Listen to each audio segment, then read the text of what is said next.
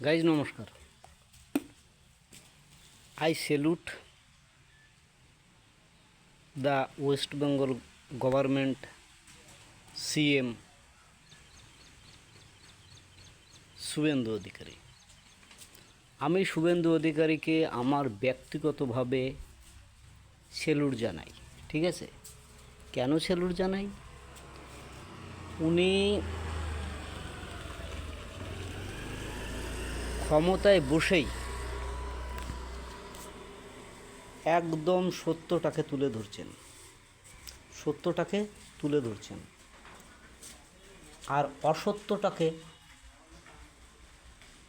দাবিয়ে দেওয়ার চেষ্টা করেছেন। ঠিক আছে, তো এরকম সিএম হওয়া দরকার। যে কোনো রাজ্যে যদি সিএম ভালো হয়, সরকার ভালো হয়, তাহলে জনগণের তেমন কিছু চাওয়া পাওয়ার থাকে না। ঠিক আছে, জনগণ চায় একটু শান্তি, একটু ভরসা। তো এত বছর ধরে পশ্চিমবাংলায় সিপিএম ছিল, তৃণমূল ছিল, এখন এসছে বিজেপি সরকার। আর বিজেপি সরকারের সিএম শুভেন্দু অধিকারী। দাদা, আপনাকে স্যালুট। কেন স্যালুট?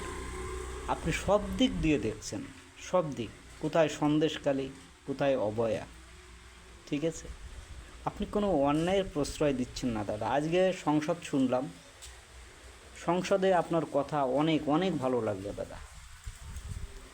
তাতে করে যদি দু একজন লোক বেজার হয়, তাতে কিচ্ছু আসে যায় না।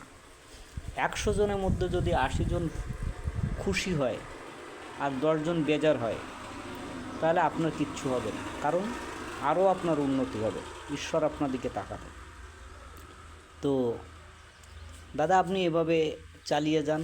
যদিও আমি কোনো দল করি না, তবে আপনাকে ব্যক্তিগতভাবে, আপনাকে, দিলীপ দাকে, সজল ঘোষকে আমি প্রচুর ভালোবাসি, প্রচুর সাপোর্ট করি। ঠিক আছে, আমার কাছে আপনারা অনেক কিছু।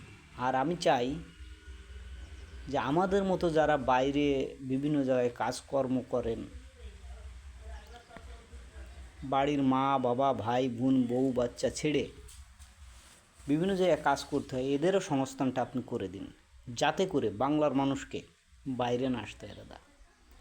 তো আপনি অল্প কয়েকদিন বসেছেন গদিতে, আপনাকে স্যালুট।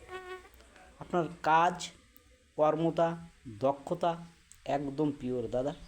আপনি এইভাবে চালিয়ে যান, সতের পাশে থাকুন, অসৎকে ডান্ডা মেরে তাড়িয়ে দিন। নমস্কার দাদা।